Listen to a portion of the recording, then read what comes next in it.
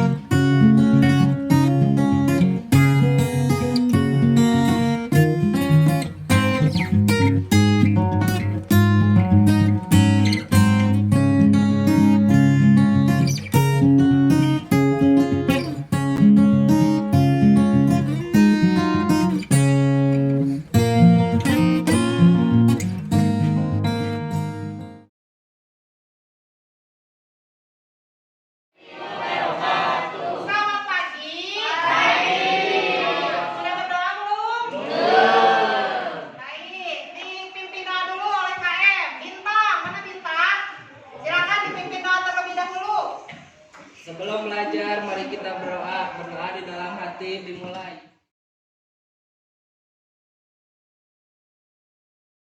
Berdoa selesai. Mari salam. Assalamualaikum warahmatullahi wabarakatuh. Waalaikumsalam warahmatullahi wabarakatuh. Kenapa lagi?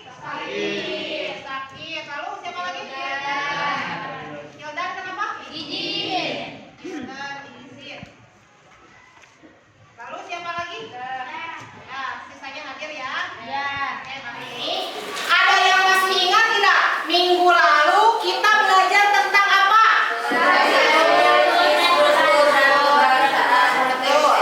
Ya, menganalisis struktur dan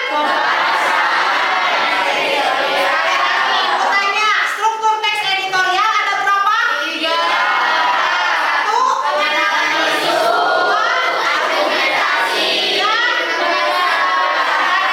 kalau pembahasan teks editorial yang pertama kalimat retoris, yang kedua penggunaan kalimat penunjuk waktu, pronomina penunjuk waktu dan tempat, tempat.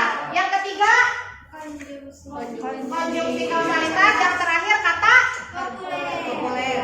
kata populer. Nah, hari ini kita akan belajar tentang ini ya yang akan kita pelajari hari ini, merancang teks editorial. Apa sih manfaatnya ketika kita membuat teks editorial? Manfaat buat diri kita apa? Kalau misalnya mendalami pekerjaan sebagai redaksi, Melatih jika suatu saat kita menjadi redaksi dari suatu media. Lalu apa lagi manfaatnya? Menambah wawasan, lalu melatih berpikir kritis.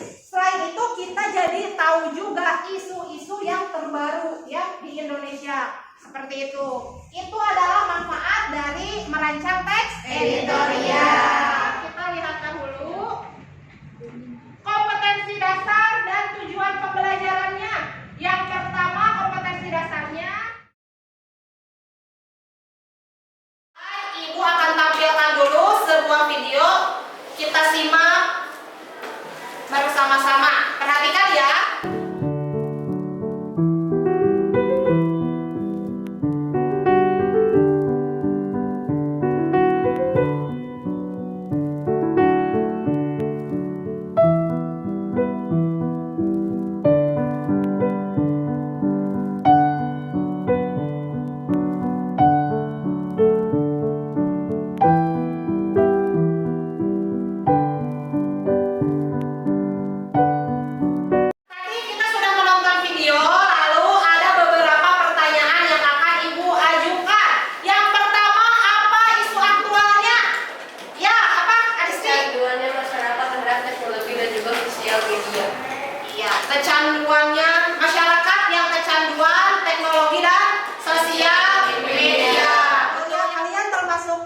langkah tersebut tidak? Termasuk yang sangat jujur sekali ya.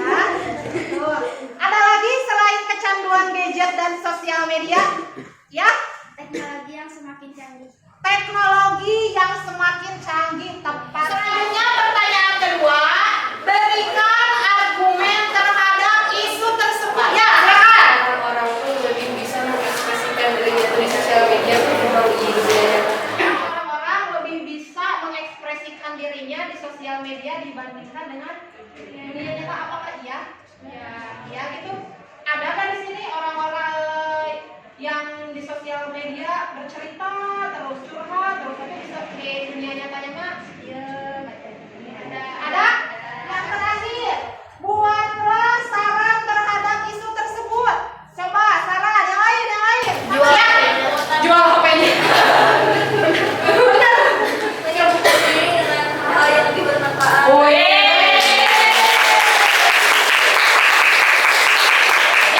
Hal yang bermanfaat seperti apa? Contohnya? Main game. Oh ya, hobi, berorganisasi ya. Intinya harus banyak-banyak bersosialisasi dengan orang yang nyata ya.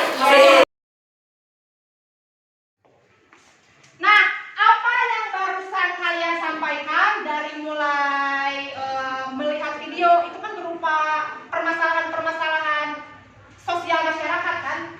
Lalu kalian juga memberikan tanggapan, lalu kalian juga memberikan saran. Itu adalah salah satu langkah untuk membuat teks editorial. Ibu kan sudah buat kelompok minggu lalu. Kalian silakan berkelompok lagi sesuai dengan kelompok yang sudah ditentukan pada pertemuan sebelumnya. Ya, Bu. Semuanya dengan kelompoknya? Oke, baik. Nah, selanjutnya Ibu sudah membagikan LKPD. Dilihat LKPD-nya, harus tahu dulu langkah-langkah membuat teks editorial itu bagaimana. Nah, yang pertama itu caranya adalah menentukan isu. Silakan dibaca. Coba dibaca yang ini. Terlihat? Ya, yang satu ini. Pilih isu terkini dan terhangat yang menarik pembaca. Isu yang menarik akan diminati para pembaca karena pembaca selalu ingin isu yang terbaru. Contohnya bencana banjir. Dalam menentukan isu harus isu yang terbaru, terkini, teraktual karena lebih menarik ya. Contohnya bencana. Lalu langkah yang kedua itu mengumpulkan data. Silakan dibaca. Ya, kamu dibaca. Terlihat tidak? Oke. Kumpulkan data untuk mendukung pendapat. Data berupa fakta-fakta yang berhubungan dengan topik akan sangat mendukung pendapat yang sudah dibuat. Contoh, tahun 2021 menurut catatan Badan Nasional Penanggulangan Bencana atau BNPB tidak kurang dari 728 jiwa melayang akibat bencana. Terus yang kedua, BMKG memperingatkan curah hujan tinggi pada 7 hingga 8 Oktober 2022. Nah, itu terima kasih. Yang kedua, setelah menentukan isu harus mengumpulkan data. Mengumpulkan data itu untuk mendukung pendapat-pendapat yang kita buat ya. Yang kita buat itu 2 langkah. Yang ketiga, menyusun kerangka teks editor. Kegiatan yang kedua juga kalian harus menentukan alat, bahan, dan media yang dibutuhkan. Kira-kira kalau kita mau bikin teks editorial dan infografis yang tadi, alat, bahan, dan media yang dibutuhkannya apa aja? Alatnya apa aja? Gawai, ya, HP, itu terus aplikasi Canva itu apa? Alat, bahan, media. Media, aplikasi Canva, media. Lalu medianya apa lagi? Aplikasi. Kita kalau misalnya cuma punya HP aja, tapi tidak bisa mengakses sesuatu, apa itu? Ya, percuma ada HP, ada internetnya nggak bisa dipakai ya. Dan yang terakhir adalah pembagian tugas. Kalian kan satu kelompoknya ini banyak ya. Banyak. Jadi nanti bagi-bagi tugas. Kita ke kegiatan yang ketiga, menyusun jadwal. Buka lagi AKPD-nya, ada yang menyusun jadwal. Sudah? Nah, berdasarkan 5 langkah-langkah pembuatan teks editorial, kira-kira alokasi waktu yang dibutuhkan berapa? Nah, kegiatan terakhir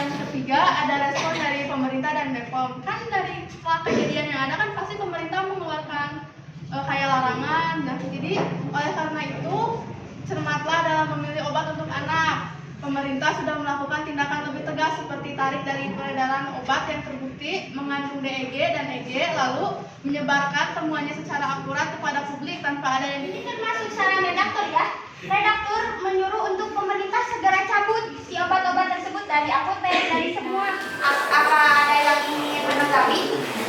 Ya, kelompok Tempo, orang Tempo silakan tanggapi. Hasil presentasinya udah jelas ya, terus informasinya juga detail banget gitu. Apa? Kita juga nambah informasi gitu. Pokoknya udah sangat jelas gitu. Bagus. Ya, terima kasih untuk kelompok Kompas. Berikan tepuk tangan ya. Ya, kelompok Kompas sudah bagus ya cara menjelaskannya. Terus infografisnya juga bagus. Ini sangat mengapresiasi. Warahmatullahi wabarakatuh. Waalaikumsalam warahmatullahi wabarakatuh. Kami di sini akan mempresentasikan isu yang kami ambil. Saya Eli Siti Salimah dan rekan saya Desti Azhara. Kami perwakilan dari kelompok Pikiran Rakyat akan mempresentasikan.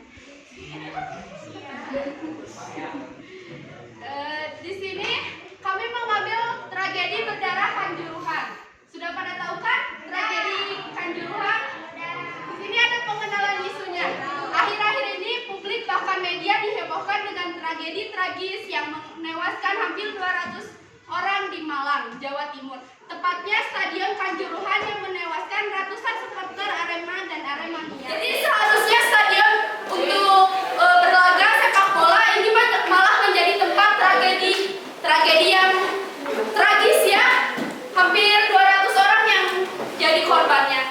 Yang pertama adalah fakta disajikan bahwa awal tragedi tersebut itu terjadi adalah karena tidak terimanya supporter Arema FC yang merupakan tuan rumah kalah di kandang sendiri dengan skor 2-3 oleh Persib. Itu adalah fakta tersaji adalah jumlah korban Kanjuruhan, di antaranya adanya sekitar 740 korban terdiri dari 130 Kalau sendiri ya korban-korban yang udah sadar tuh matanya merah banget. Ternyata kepolisian itu mereka tuh melempar gas air mata tuh bukan hanya kepada kericuhannya tapi kepada musik penonton. Keempat adalah fakta mewujudkan juga terungkap bahwasannya gas air mata yang digunakan juga sudah memasuki tanggal kadaluarsa. Meski memang banyak media mengatakan bahwa penggunaan gas air mata yang kadaluarsa itu enggak berbahaya, tapi ini tetap bahaya. Kalau berlebihan hingga ada korban seperti ini ya berujungnya pasti berarti itu bukan hal yang baik. Mungkin ada yang mau memberikan tanggapan, ada yang mau menanggapi? Ya, media Indonesia silakan. Saya dari perwakilan media Indonesia akan menanggapi tentang infografisnya. Itu kan isu kan beritanya itu tentang juga gitu, tapi itu tampilannya itu terlalu ceria gitu karena warna biru langit itu identiknya dengan keceriaan. Jadi kalau misalkan orang-orang yang melihat tanpa membaca itu mungkin mikirnya kalau berita itu teh tentang sepak bola yang menyenangkan gitu, bukan tentang duka gitu. Iya. Penyampaiannya lengkap. Kami cukupkan sampai di sini. Terima kasih atas tanggapannya. Wabillahi taufiq wal hidayah. Wassalamualaikum warahmatullahi wabarakatuh. Saya Prilia Sili Muslimah dan teman saya kami dari perwakilan kelompok Kanan Tempo akan mempresentasikan tadi itu makna hukum di Indonesia. Di sini ada teksisnya itu saat ini kejahatan sangat marak terjadi, tidak mengenal dia siapa dan berpangkat apa.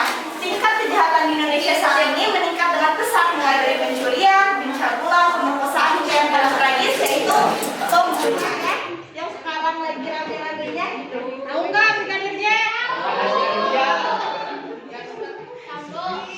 Namun sudah berbulan-bulan lamanya kasus ini tak juga menemui titik terang bagi pihak kepolisian. Tahu kan awal mulanya itu pada tanggal 8 Juli 2022 gitu ya. Sekarang udah bulan November, udah berapa lama gitu, tapi belum juga selesai kasus ini. Hanya ya yang kami analisa berpendapat? Ya, orang izin menanggapi. Saya perwakilan dari kelompok Tribun Jabar. Dari cara penyampaiannya baik, jelas. Terus dari penampilan itunya, terus infografisnya bagus. Terima kasih.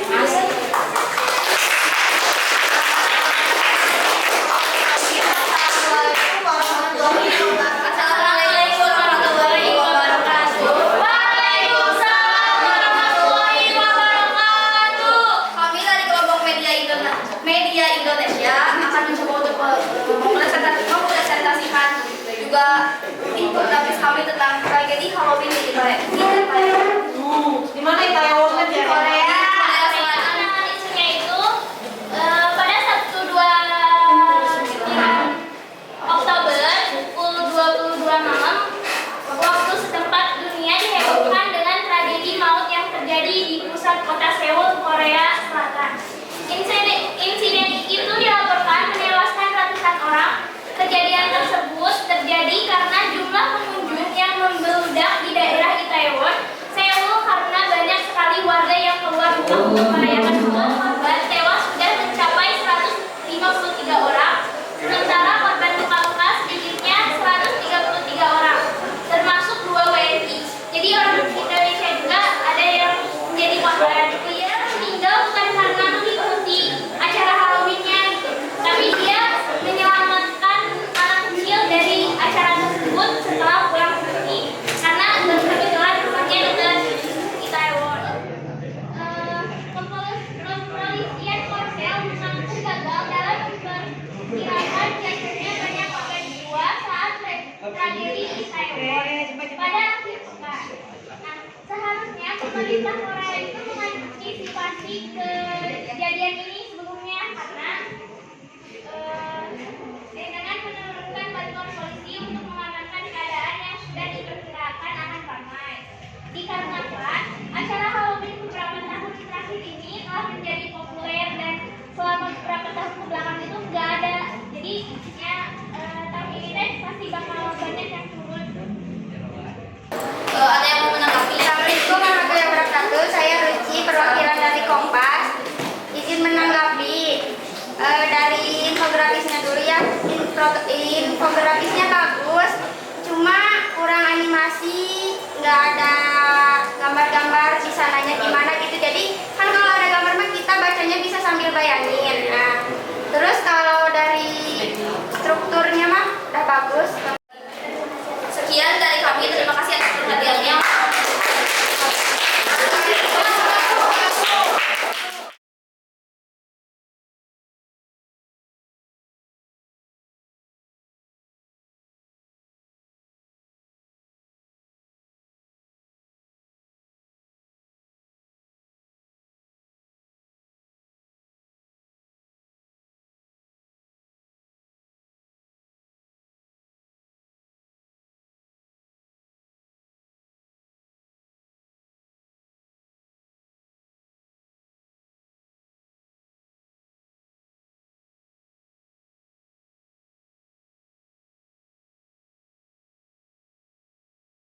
Ingin menanggapi adisi dari perwakilan pikiran rakyat untuk dalam segi tampilan desa infografis ini sudah sangat bagus ya, sangat mempresentasikan itu kekerasan seksual. Dan yang kedua untuk penyampaiannya mungkin sudah bagus, hanya saja mungkin bisa lebih berinteraksi saja dengan audiensnya. Mungkin sekian. Terima kasih. Tepuk tangan buat Adisti. Yang menarik